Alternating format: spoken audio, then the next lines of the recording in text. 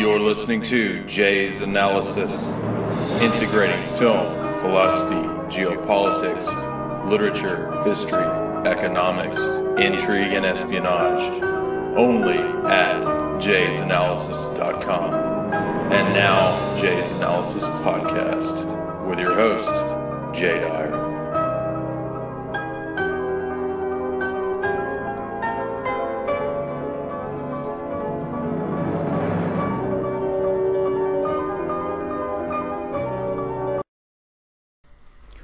Welcome back to Jay's Analysis, and we're going through Tragedy and Hope by Dr. Carroll Quigley.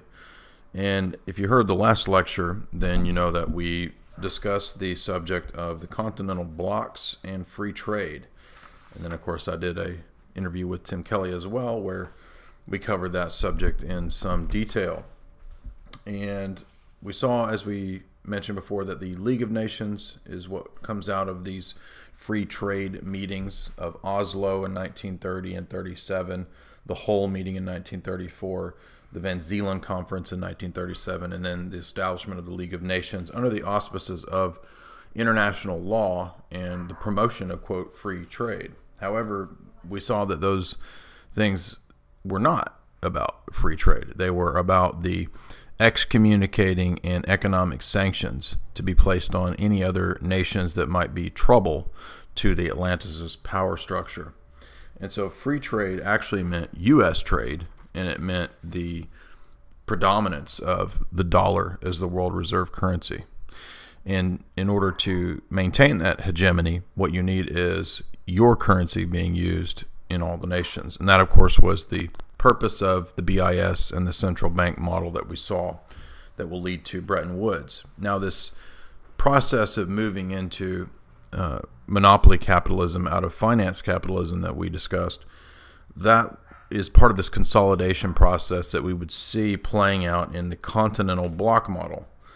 And the continental blocks would become, for Quigley, the great powers, right? The great power blocks. And he talks about this on page 304. And this is a result of growth of communications, transportation, technologies, new weaponry, administrative techniques, and so forth, all these developments in the 20th century that would lead to centralization. So Quigley sees it as kind of all connected and part of an organic development, as well as something being directed by the establishment. So it's not that the establishment can literally control every single trend and every single movement, but rather they can steer these things in certain directions. And so when it comes to World War II, as we'll see, it's both the Allied and the Axis powers that have New World Order plans. So they both have a continental block model where there will be trade amongst the blocks. It's really then a question of, will it be Germany and the Axis powers who will rule this continental bloc, or will it be the Allied powers and so-called freedom and democracy, which, as we saw, freedom and democracy are really masks for the banking establishment. So the enemies that have to be destroyed, you see, for Atlantis' power structure predominance will require the destruction of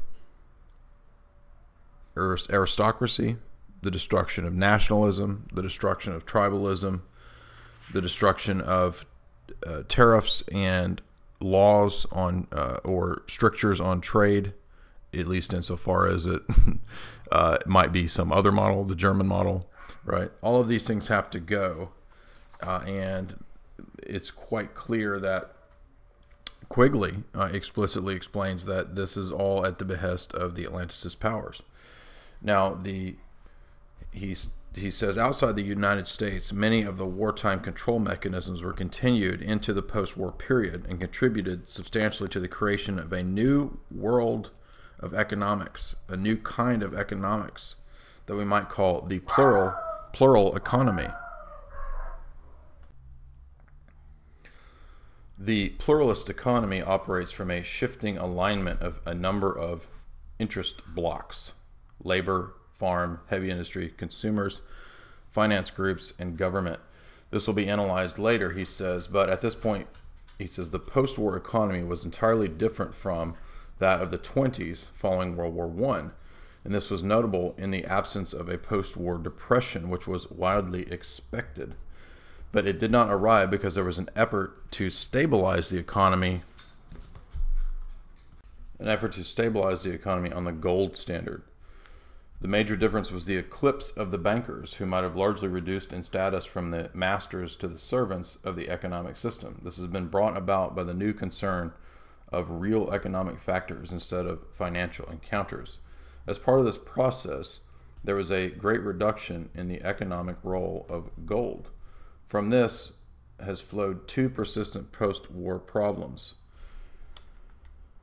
which would have been avoided by the gold standard. They are: one, slow worldwide inflation arising from competing demands of economic resources, and two, the constant recurrence of exchange difficulties such as a dollar shortage in world trade arising from the inability of gold to be shipped.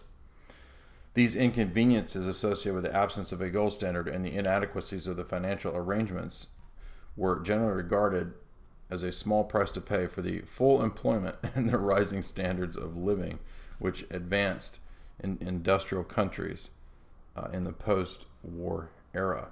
So he says that the bankers tried to, quote, stabilize things through not being on a gold standard and through money printing, basically, which would lead to a new kind of economy where you would have mass inflation.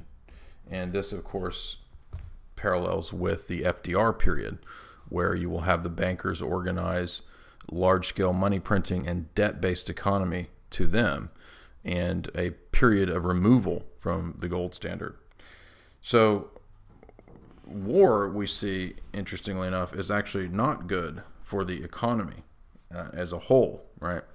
And so the communist argument that capitalist nations are forced to go to war to save their economy isn't really accurate, because that doesn't explain or deal with the fact that it's the bankers that benefit from the wars, right? Not the economies of the nations.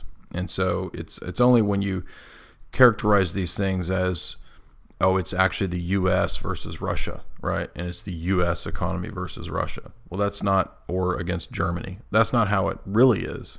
The benefit is the private cartels, right? The sanctions or the penalties, that's all placed on the public. And as we'll see, it's no different in the FDR period, when you have the anti-gold perspective and the laws against redeeming your gold that FDR will enact as he moves towards a socialist kind of, well, actually the programs such as the TVA, which is Tennessee Valley Authority. I know all about that. That's where I'm from. Those FDR era programs are actually the same as the Stalin era programs.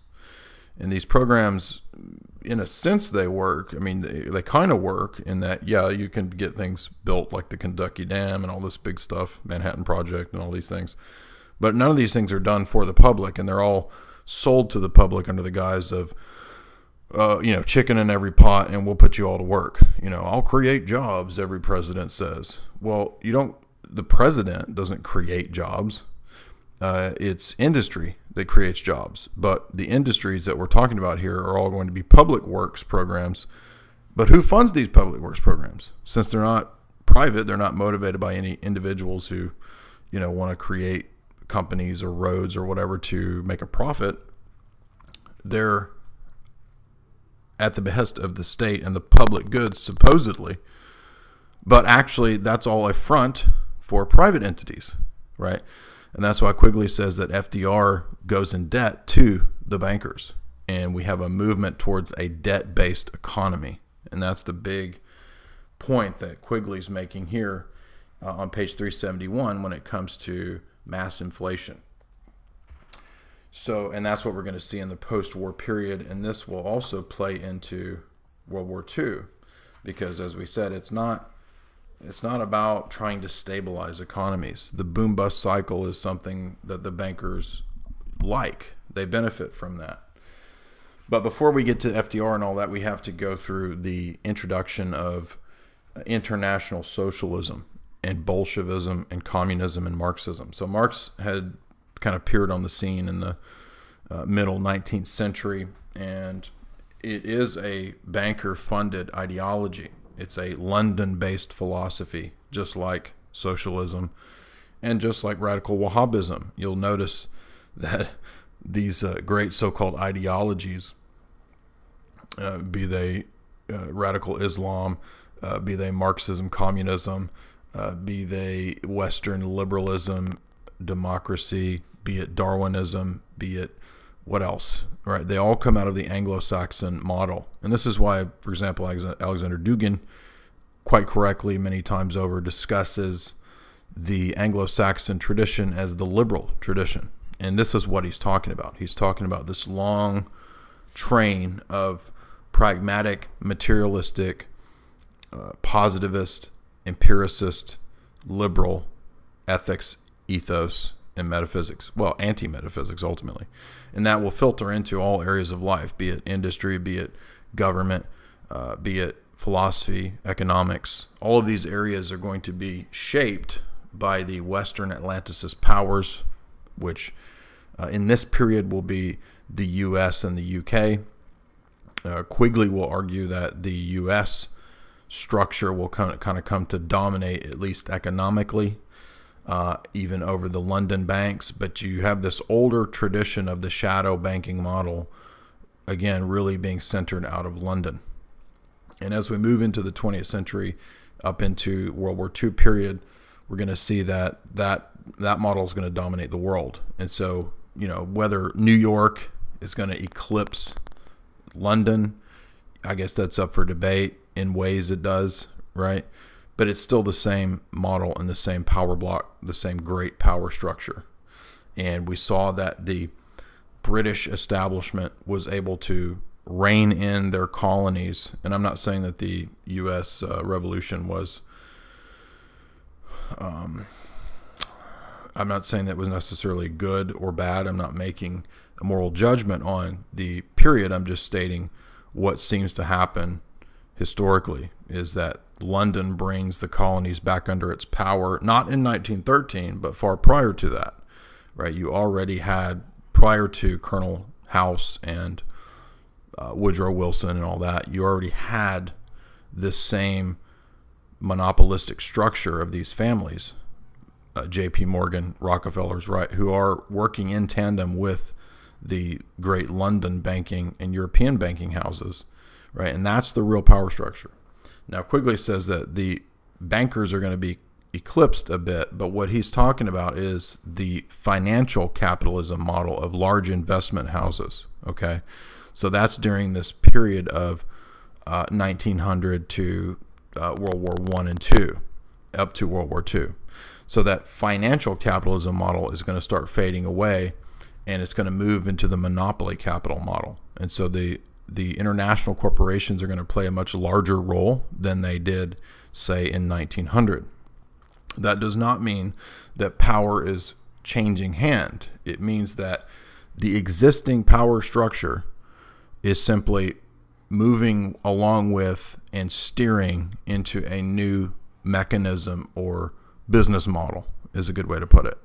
So the bankers don't care whether it's big investment houses or whether it's international corporations, Google, Facebook, right, that rule things, because it's the same power structures and families. It's the same cartel families that will have the sharing stock, the controlling interests in these mega entities, whether they be mega banks, whether they be Federal Reserve banks, or whether they be Facebook, Google, IG Farben, whatever.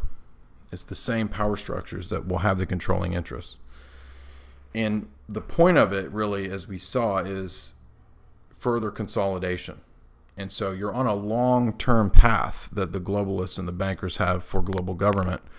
But to get to there, you might try different techniques, different strategies, different modes and movements, and see what works best. And not everything works exactly the same in different regions. So, quote, democracy works good in certain areas. autarky or autocracy works better in other areas, such as the Middle East. All right? Joseph Stiglitz talks about this. So you can have the same money power funding a monarch in the Middle East, right? Jordan, United Arab Emirates, whatever, while at the same time you can have the bankers funding socialism, communism, anti-monarchism, democracy in other parts of the country or the world. And that's just how it works. So now we're going to have the rise of international socialism, which is going to pretend to be this anti-laissez-faire movement. It pretends to be about workers' rights. It pretends to be scientific. Scientific socialism is what's going to characterize the Marxist movements, the Communist Manifesto, and the subsequent internationals that will occur. So you'll have a first international, a second international, and a third international. And these will be various attempts to organize the Marxist framework and the Marxist movements and all their offspring into global revolutions. So one of the first ways that we can see that Marxism is not real as an opposition is that both Marxism and globo monopoly capitalism share one crucial key factor and similarity between them, and that is internationalism. Both Marxism, Bolshevism, and capitalism share an internationalist agenda, and that's why they are joined at the hip as dialectical twins, and because they're funded by the same entities, as we'll see. Now, it's interesting that the utopian socialists of the early days of the 1840s, 1848s, the publication of the Communist Manifesto, the attempt at erecting a technocratic scientific society, right, is going to be the same in capitalism as well. Both capitalism and communism share the belief that it's a scientific socialism or a scientific rational capitalism. And that's why Ayn Rand is really just the dialectical twin of Karl Marx. Now, this is another controversial point that nobody seems to be aware of, but it's very obvious if you have taken classes in Marxism, which I have. I've studied Marxism and critical theory at a graduate level. And you will learn that Marx's original theory is libertarian. What? I can't believe that. Yes, I've talked about this many times. Marx proposes the eventual withering away of the state. That is the final state of communism. And so in the Marxist analysis, capitalism is not ultimately an enemy. Capitalism is an unfortunate stage in which we must go through towards the long march to the stateless libertarian utopia. Yes, Marx was a libertarian. I know you will be surprised to hear that, many of you, but I assure you it's true. So Marx does not see capitalism, Adam Smith, laissez-faire, and all these things as, he sees them as a time-bound stage, okay? And they're necessary in the dialectic of history towards world communism and big state communism, which Marx also says will fall. He says after the capitalist period, which follows the feudalist period, you will have this stage of big state capitalism. Big state communism, right? This would be Mao, right? Or Stalin, whatever. These kinds of manifestations, Marx says, are going to be next. Then you have the stateless, supposed libertarian stage, or the withering away of the state. Again, isn't this obvious? Marx taught the withering of the way of the state. But in the Communist Manifesto, there's all these, 10 planks that are huge, total bureaucratic, technocratic control, including things like the IRS or Federal Reserve, state control education, no inheritance, et cetera, et cetera. These things are weaponized strategies by which, in Marx's mind, you will eventually get to the final stage. Now, that's why Marx supported free trade. What? Right. Free trade works within Marxism because he thought it would further agitate the workers, the proletariat, into revolution, right? And it will also, it's part of this dialectical process by which we get to the end state of the libertarian utopia. So, if you have a hard time with that, I've had arguments in the last few weeks with persons from the von Mises school and the Austrian school. I'm sorry that you don't know this, but this is true. You can just go read Marx. I have a big, thick compendium of Marx's works where he talks about all this. But so the key thing to remember is that, so what Marxism wants is big central economic planning. And this is contrasted supposedly with the Austrian school, which does not want central economic planning because that's irrational, incoherent. How is a central economic plan out of Washington going to know what's the best for South Dakota or for Oregon? They're not. It's different places. For the markets to work, you got to have more freedom. You don't need the state trying to regulate everything. That stifles business and competition. And so the argument goes of the Austrian school against Marxism, communism, and socialism.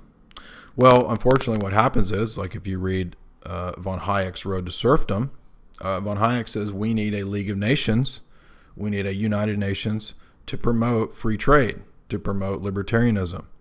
But what actually happens is that that's just a mask for monopoly capitalism. Monopoly capitalism is behind libertarianism, as is the CIA, and that leads to this idea of basically monopoly corporate control. Now, what does monopoly corporate control want? They want central economic planning, no competition. Whoa, that starts to sound like Marxism, doesn't it? Exactly. Because both of them are so-called scientific models. Both of them originate from the British ruling class, the banking class. Both of them are the Anglo-Saxon pragmatic model, right? Not based on metaphysics or ideals or objective truths, but based on situational ethics, based on pragmatism, based on social Darwinism, right? So it doesn't matter whether your economy adopts the U.S. monopoly model or you adopt some radical Marxist model or some hardcore socialist model, you're still getting the same centralized, bureaucratic, technocratic control. And that's the point.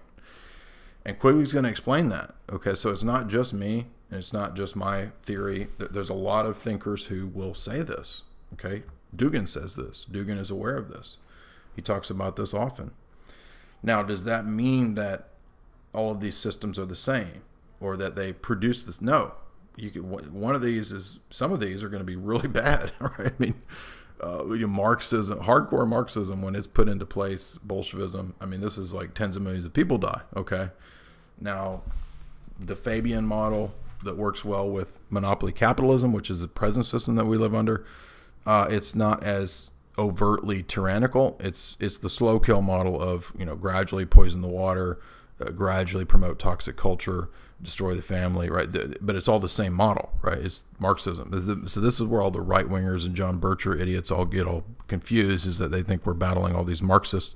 And as Quigley says, all the right-wingers think it's Marxism, but it's not. It's the Anglophile Atlanticist network that works quite closely with leftist socialists to centralize and gather the wealth together into big pots so that they can steal it. But they're private family monopoly capitalist oligarchs. That's who runs things. So that's what we have to understand about socialism. And I was glad to see that Quigley on page 378 does treat the history of Marxism as dialectical models, right? Dialectical tension, thesis, antithesis, synthesis. And he talks about how classical economics you can go back, he says that Marx and Engels worked within the German philosophical idealism of Hegel and then the materialism of Democritus. So you see, philosophy is important. And what they did was they took Democritus's materialism and atomism and basically smashed that into Hegel's idealism and said, well, out with all the idealism. It's just matter in flux. And you'll actually see, I believe it's Trotsky has a treatise on perpetual struggle, strife, warfare. And that's because reality for Lenin and Trotsky is perpetual flux. There's absolutely no objective truths. And if you ever try to talk about objective truths or certainties, they'll say that that's just bourgeois imposition, bourgeois mind control. Right. So the bourgeois elite came up with the idea of, the laws of logic or something ridiculous like that. But that's how ridiculous Marxism gets. No, rather, we are caught in a perpetual historical dialectic that, in Marx's view, through constant antithesis, right? Constant tension, strife, warfare, you got to fight the system, fight. This will eventually produce the utopia. Now, not all of the Marxists were utopians. So the Eastern Bloc model believed that the big state communism was the final state. Naturally, right? I mean, if you're in power and you're Mao, aren't you going to say, I'm the final state, right? I am the telos of history, right? The end of history. All right. So, and I like too, you can think of the interactions that, for example, Dugan has had with Fukuyama, this ridiculous ideologue of quote democracy, and where Fukuyama explicitly argues for tyrannical democracy. It's unbelievable, but I guess he's being consistent with his line of reasoning. So, of course, Marxism would appeal to it would operate under all these guises, right? It would operate under social welfare, unions. All the unions of the workers have got to get together. Down with the capitalists, long live the revolution, workers of the world unite. All these slogans. It's not a well thought out position. It's a bunch of pseudo philosophers who are basically duping a bunch of workers, but that actually doesn't work. Workers don't care about they don't care about Democritus, metaphysics, and Hegel. The last thing on a worker's mind is Hegel, right? The worker's thinking about his hard hat, his lunchbox, and getting a beer when he gets off work. He's not thinking about the real is the rational and the rational is the real, according to Hegel or something. And this is the idiocy of Marxism, because it demands this given its view of egalitarianism. Well, its professed view of egalitarianism, although Marxism isn't really egalitarian, because the Marxist elite are the new elite, right? So unionized labor is going to fight monopoly capitalism, supposedly. It's going to remove the nation state. Why? Well, the nation state is a manifestation of the bourgeoisie elite, ruling elite in Marxism, right? So the nation state is this existing capitalist power structures, arbitrary dividing of lines, right? Borders. Whoa, that sounds like Stefan Molyneux, doesn't it? Sounds like libertarianism. Sounds like a borderless world. Oh, wait a minute. That's what Marx taught. So once again, we see the similarities of so-called capitalism and international Marxism in the desire to destroy borders.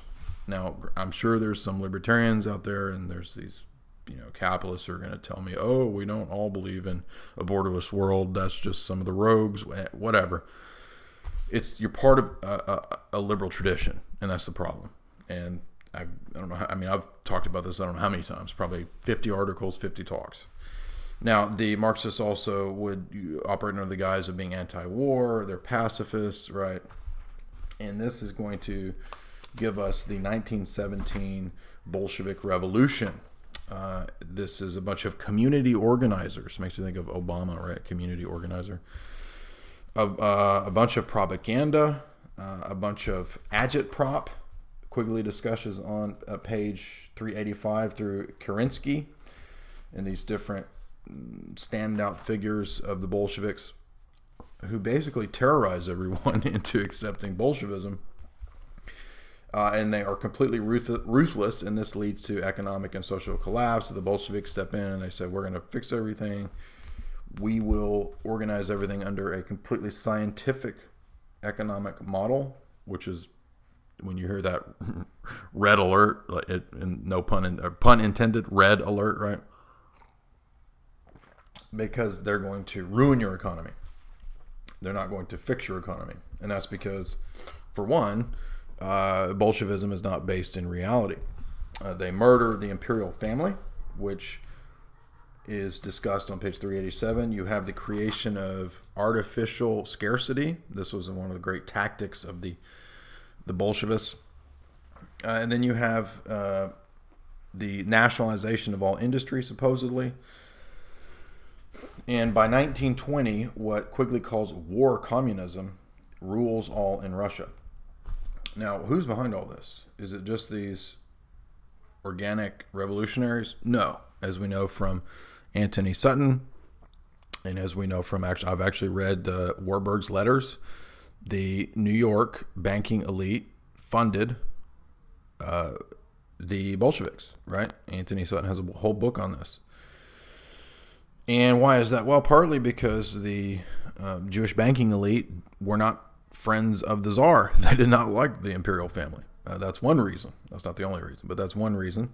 So you had pogroms that were in the memory of Jews, and so you could see why you would want the Jews would want to have a reaction against the imperial family. And so a lot of the Bolshevik leaders were, of course, Jewish, as Quigley mentions.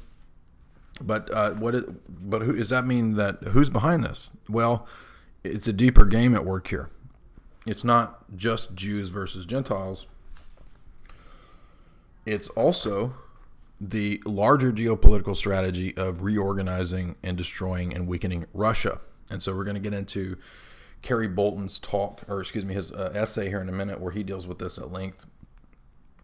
And this is in regard to the problem that Russia continually poses to the globalists, be they international Marxists, communists, or capitalists. It's the same power structure behind both of those false dialectics. And Russia continually poses a problem, even under the Stalin period, as Bolton will argue. And Bolton will argue this from Quigley, so that's why I'm bringing in his essay. But the Bolsheviks, of course, murdered millions of people. They were hideous creatures. They did not allow any private commerce or trade. By 1920, the state owned everything. But you did have a white reaction, and this would be the Cossacks of the Don under Kornilov, Anton Denikin, and Peter Wrangel, who occupied the Caucasus, Crimea, and the Ukraine. And they would try to pose some opposition. The Habsburgs sent armies to fight for Russia against the Bolsheviks. And so this was not very successful, as I understand. And the British ended up seizing the oil fields of this region in 1918. So the Bolsheviks take over, and the British seize oil fields in the Caspian region. Interesting. Well, that's my point, right? It's the city of London, ultimately, and of course New York, that will benefit, and I mean by that the bankers, that will benefit from the Bolshevism that's exported to Russia. So that's my view. My view is that Bolshevism is an export to Russia to wreck it because of the great game and because of the problem that Russia has always posed to the globalists. This is Kerry Bolton's analysis. This is Quigley's analysis, if you remember back to Lecture 1 with the discussion of the problem of Russia and how backwards and retarded and orthodox it was, and just how stupid all that is. And geez, why are these people such a problem?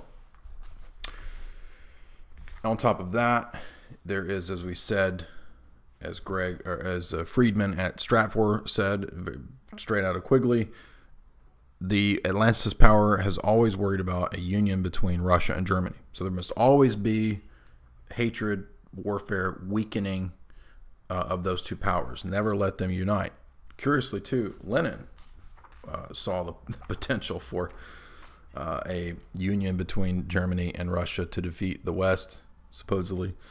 And this was part of the reason why you have East-West Germany, right? It's the communists felt like if they could ally with Germany, ally Russia with Germany, then they could defeat the Western powers.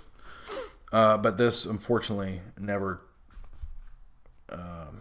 manifests. Well, I say unfortunately, I'm not pro-Lenin or anything, but you have the erection then in 1923 of the Council of People's Commissars of 17 persons. And then this turns into other republics, the RSFSR, and the RSFSR will eventually become the USSR. So Stalin enters the picture in 1927. And so what's interesting too is that you have no guaranteed rights or liberties for individuals. So everything is determined by the state. The state will determine what rights or liberties you will have. You have the rise of the Politburo in 1936, and this is the People's Politburo democracy in 1936. You have the purges. Stalin will begin to purge bureaucrats that he thinks will betray him. And then, of course, Stalin exiles Trotsky, and this is where we have a split in this party. Trotsky, Zinoviev are exiled from the party. Zinoviev is later restored in 1929, but Trotsky was deported to exile in Turkey. And, of course, we know that eventually Stalin has Trotsky supposedly killed in Mexico, I believe is how it goes. So the period of Stalinism is interesting because this is where we're going to get into the Bolton piece. And Stalinism from 1924 to 1939 is a new approach. We're going to look towards national Bolshevism. Stalinism will allow an economic freedom, but with state regulation. There will be a gold standard, a new monetary system based on gold, in which one of the new gold rubles was equal to 50,000 of the old inflated paper money of the Bolsheviks, right? Freedom was allowed, agricultural production rose, commercial activities flourished, and this is the buildup of the Stalin period. National defense was under direct state control. Heavy industry was controlled by monopolistic trusts, which were owned by the state, but operated under separate budgets. So a different monetary approach, the new economic policy. This is contrasted with the war communism of the Bolsheviks of 1918 to 1921. So it's kind of a state capitalism. Well, he says state capitalism was destroyed by 1918. Then you have the period of war communism, 18 to 21, and then the new economic policy will utilize terror methods, government-led decisions, and much discontent. So even though the Stalin period does build things up, it doesn't. It's a kind of a mixed model, I guess you could say, and it's a sort of as we said, national Bolshevism, where this is contrasted to the internationalism of the Bolsheviks. So Quigley says on 394 that the new direction of Russia that we call Stalinism has three important factors. These are the bloodthirsty paranoia ambition of Stalin, the return of Russia to its older traditions. So Stalinism is different from Bolshevism, that Bolshevism intended to wipe out all tradition, history, church, etc. Stalinism intended rather to utilize and to refurbish these things. So it's a pro-Russian view, whereas Bolshevism was anti-Russian and pro-Marxism, right? Just internationalism, period. Socialism in a single country is the model of, right? So in other words, not the same Bolshevik model in every single country, but that each country should have its own independent socialist model, hence national Bolshevism. And that's the rivalry between Stalin and Trotsky. Trotsky called for world revolution, while Stalin called for a single communism in each country. And so this is where we see the Bolsheviks assumed as an axiom that capitalistic countries would not allow the Soviet Union to become successful because it would make capitalism obsolete. This idea was strengthened by the theory to which Lenin made a chief contribution that imperialism of the West is the late stage of capitalism. That's kind of true, actually.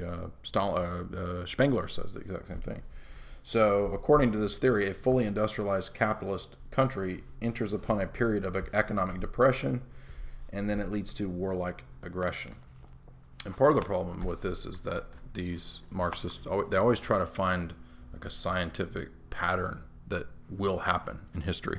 Like, this must happen. It's scientifically certain because of the calculations that we've determined as to the late stages of capitalism. And so it kind of takes on this prophetic attempt, right? Which is generally not true. Marx was wrong about all kinds of stuff, right? So, but Stalin tries to have collective farms. The state farms fail. That's a big disaster.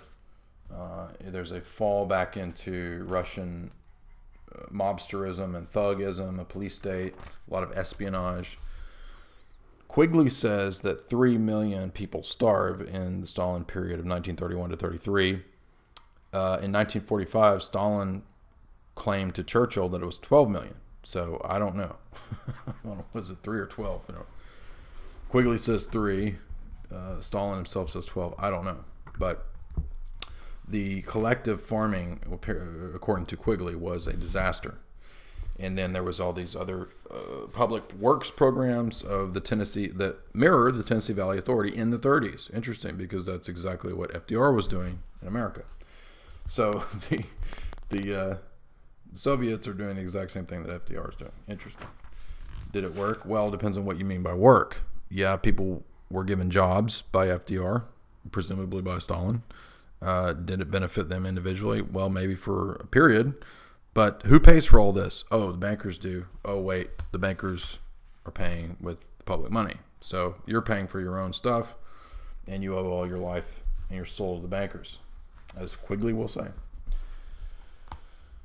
You get a all-seeing eye elite of a total surveillance society, page 401, amongst the red communists. They're called the red elites.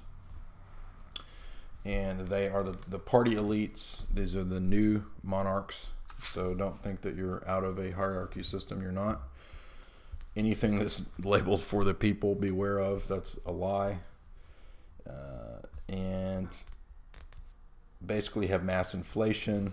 And they have to fall back into a kind of capitalism. And then there's a phony economy that's very capitalist, Quigley argues, but it's calling itself communist. And then you have slave labor. You have the Cheka murdering people by night because it's just not working. You have the government putting out fake numbers, fake economic tabulations, and that's exactly what we see now. Look at John Williams' site Shadow Stats. Think about the CAFRs, the double books, the jobs numbers that the Obama administration is constantly putting out. That's all fake, made up. Well, that's exactly what Stalin did. And that's not a communist thing. It's just what governments do. So don't read this as, we're taken over by the communists, the Marxists took us over. No, it's the bankers that took us over. So one third of the party is expelled after Stalin creates this huge bureaucracy, and there's a hierarchy pyramid of, at the top you have Stalin and the Cheka, below that is the party, and then below that is the government bureaucracy. So to be a member of the party is an honor, right? Then to move up is to be a member of the Cheka. But Stalin might purge you, so watch out. Now, by 1939, all of the old Bolsheviks had been killed and were gone. And the Cheka rules all as a kind of total surveillance, espionage, SMERSH organization, right? And so you have Cheka party and then the government. And then it runs by a cell model. And they didn't even pay their spies, right? Because you're in a communist country, I guess, right? Like, so the spies are spying out of so-called patriotism. Much of the spies were unpaid and served under the threats of blackmail or death. So if you didn't spy for the state, then they would kill you. All opposition to this group was regarded as equivalent to counter-revolutionary sabotage and aggressive capitalism. So you have a vast secret police state. And the problem with big, vast secret police states is that they fall apart from within. So you have an insane ladder of chief of secret police and just this massive bureaucracy. And you have terror, constant terror state. The people have to constantly be in a state of terror to maintain this fear-based control. And he argues that it's basically all the same models Quigley calls Byzantinism and Tsarism and Caesarism. So Stalin, he says, is just another in a long line of Ivan the Terrible, Peter the Great, Paul I, Alexander III, of these so-called tyrants. Peter the Great, by the way, was, as I understand, a Mason. Catherine and Peter are who allowed Masonry into Russia. And I've heard, I think Father Matthew Raphael Johnson argues that Peter was a Satanist. So that doesn't mean that just because you're a Russian czar or whatever that you're good. No, many of these people are evil. So all of these lies and large-scale waste and inefficiency, economic dislocations, devastating purges, internal tensions, leads to an internal collapse in 1941. Leads to internal collapse. Yet, even in the midst of this, Russia was able to withstand the German assault of 1941. But so that's interesting because we think that total surveillance and a bloated police state is a phenomenon of communism, right? And that's what Quigley's chapter is about here, all the way up to page 405. But once again, we supposedly live under the free system of capitalism, yet we have all of that exact same stuff, right? That's very important because this is another commonality that shows that monopolistic capitalism and big state communism are dialectics. They're dialectics. Why? Because they're both based supposedly on, quote, reason, rationality, and self-interest. Well, communism is not based on self-interest, supposedly, right? But it's based on taking money from the so-called bourgeoisie and elite, which is greed, so it is kind of self-interest, right? Now we move into the period of the Weimar Republic. We're going to shift away from Stalinism in Russia to Germany, 1918 to 1933, and the Nazi regime coming to power, and then World War II. And he's going to lay out some very interesting ideological and sociological trends and transitions that contribute to World War II. And so the German reaction to ideas like Western democracy and Russian socialism, Marxism, Leninism, Bolshevism, Communism, Stalinism is a much more top-down approach that will be explicitly anti-democratic, anti-republican, anti-egalitarian, anti-internationalist, and pro-tribal. So this is where we have the rise of Germanic tribalism, according to Quigley on page 409, as a significant reactionary movement to all of these other ideologies, be it Eastern Bloc socialism and communism or Western, quote, democracy. And what's interesting is that the German reaction will understand quite a few things correctly about how Western democracy is a front for the bankers, right? That's very important. Now,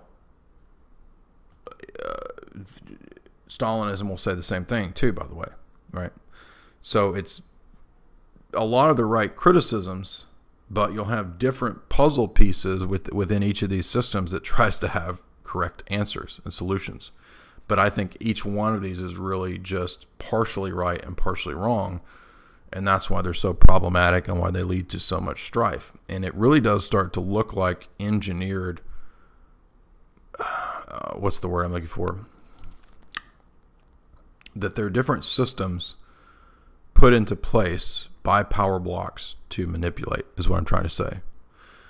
So can we manipulate the, quote, Germanic tribes by Hitlerism and take them in a certain direction of World War II and chaos and destruction? Can we manipulate the Russians with XYZ, right? Take them in a direction to weaken them. And when Germany and Russia are weakened and destroyed, thus the preeminence of the Atlanticist banking power. And that really, I think, is the 20th century right there. So let's see, we've done 50 minutes. We're going to do a little more here explaining Weimar Republic and the German reaction against socialism, Marxism, and democracy with the rise of what begins as a leftist group, right? The National Socialist Workers' Party, the Nazis, which will actually become a totalitarian regime. And guess what? It's funded by the Western establishment. So we're going to get into some of that. And Quigley will explicitly say that too, by the way. And that is at the behest of the bankers who want World War II. Now we saw the Cliveden set, right, was pro-Hitler.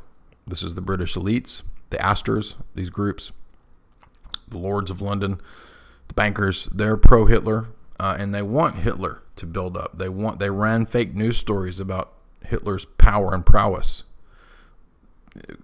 Straight up fake, according to Quigley. What did this do? Well, this whipped up all the British into fear and paranoia, and this is what they wanted. But they liked Hitler, right? And some of Hitler's staff were BFF. They were hanging out, chilling, drinking cocktails and drinking vodka, I guess, drinking German beers with the Astors and the British Cliveden set. And they decided, let's engineer a war. Let's get another war, because World War I did a lot of damage, but looks like we need another one. So this is what Quigley's going to deal with, how this comes to be, what's going on here in Germany. You've been listening to the first hour of the third Tragedy and Hope lecture as we move up into pages 400 and 500. Thank you for listening, and if you want to hear the full talk, go to Jay's Analysis and subscribe for $4.95 a month or $60 a year at the PayPal link. You can also buy my book, Esoteric Hollywood, Sex, Cults, and Symbols, for pre-order at the site where you see the pictures, or Jamie Hanshaw's book, Hollywood Mind Control. All excellent works, and I highly recommend you get them. And tell your friends about the Tragedy and Hope talks, because this is the real history of the 20th century according to the establishment itself, based on the CFR archives. Thank you for listening. Now, of course, the Anglo-Saxon tradition is marked by the legal categories and common law. We all know of the Magna Carta. And this, according to Quigley, will be kind of the backbone to the liberal tradition of the British aristocracy. Now, Britain is, of course, a class system, which is interesting because as it exported revolution to every other country, it destroyed that. It's not destroyed in the elites of London. And the liberalism that supposedly controls the government, democracy, parliament, all this stuff is really a facade. And because on 469, Quigley talks about the Bank of England and the inner circle, the inner clique of these parties, and how they are basically, and this is on into, well, this whole chapter basically, all the way up to 480 or so, and the different scandals and so forth in England, and the fake two-party system he outlines in 472, because they're subservient to the banking elite. And this is the Cliveden set that we talked about, the elite clubs of London, the City of London Club, and the various organizations and universities, Oxford, Eton, Cambridge, and so forth. These are where the elite kind of gather and where intelligence are recruited from. And so you have the Cecil family, Lord Cecil, that rules the Conservative Party. Other elites will rule the Labor Party, right? So it's all kind of a facade, as he says on 474 and 5. And they'll play these kind of games and give everybody the impression that you live in this democratic society with elections and so forth. And he talks to the British structure has 4 courts, and this is kind of how law and so forth is run. You have the Inner Temple, the Middle Temple, Lincoln's Inn, and Gray's Inn. Interesting that they're the inner temple and the Middle Temple. I would assume, and I think it's so, that those are Masonic in nature. And of course, what is London? The home of world masonry. That's no accident, because that's a means by which you can influence politics on a global level, right, through masonry. Now we have a lot of so-called liberal reforms in the UK that come about through the Labour Party, wage laws and these different things. Women's suffrage, right? This is all from the Labour Party. And these, again, seem to be liberal policies. But if we understand statecraft, even things like women's suffrage and feminism later, which will come out of the suffrage movement, these are manipulated at the top. They're not for the people. Whatever you think is coming to you for the people, you can assume, rightly, is coming to you from the establishment to wreck you in the long run. And I'm not going to spend too much time on the history of Britain, but just to point out that on page 489, he talks about the bankers were in control throughout all of these financial crises, or throughout this financial crisis. The Bank of England sits at the top of this. Labor and Public Works ultimately are guided by the bankers. Page 490, the bankers institute austerity in what period is this? The 1920s. All of this is, I mean, this is banker central. And anytime, even when you had movements that might try to bring about British sovereignty, Oswald Mosley, right, and his fascism, I mean, it's just kind of laughed at. And under the guise of what's so ironic is that under the guise of democracy, we fall back on this old dictum of Plato that democracy is a cloak for moneyed oligarchy. And there's no better place to see that than in Britain. And so you have, I think Patrick Henningsen at 21st Century Wire posted an article last week that some studies saying that the UK is the most corrupt country in the world. Well, I don't doubt that. That sounds entirely believable. And we're going to see a massive change economically as we move into World War II period. This is up to page 497, and this is going to affect Great Britain, Germany, France, the US, and these big power blocks, and the rise of the merchant bankers in the UK, right? The Bank of England will run the businesses. This is page 500, 501.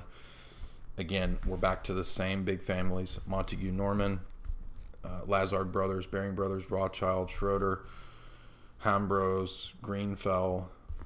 These people run the Bank of England, and that's one of the biggest banks in the world. These big merchant bankers, and that's still who controls the world. Even though the system is different, it's still the same oligarchical bloodlines and families. And then we're going to get up to the beginning of the IMF, International Monetary Fund, and the European Common Market, which was planned long ago in the late 40s and 50s at Bilderberg.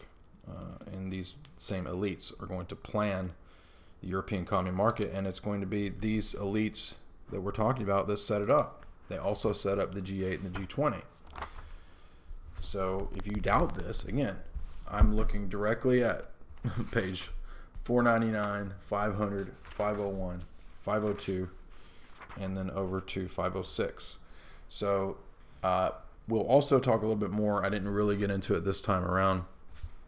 The Quigley comparison with, because actually that's going to come into play a little bit later when we get to World War II and Stalin in the post-war period not accepting the Western offers of reparations and payments, the billions.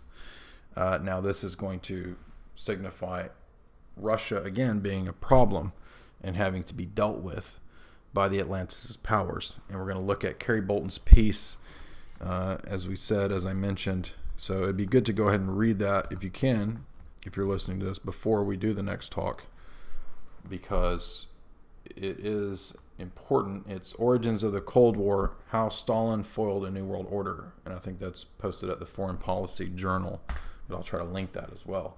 So thank you for listening to this edition, episode 3.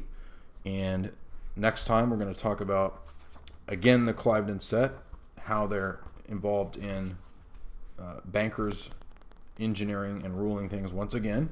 And we're going to get into J.P. Morgan in the U.S., how the Bank of France is going to play into this, because France is going to be a great insight into how it's done everywhere. And so the France chapter is really good. And so we're getting into the 500s now. So thank you for tuning in. Tell your friends if they're interested, they want to get a real education into real geopolitics from the establishment itself. Check out my Tragedy and Hope talks as well as the Plato talks. And thank you for listening.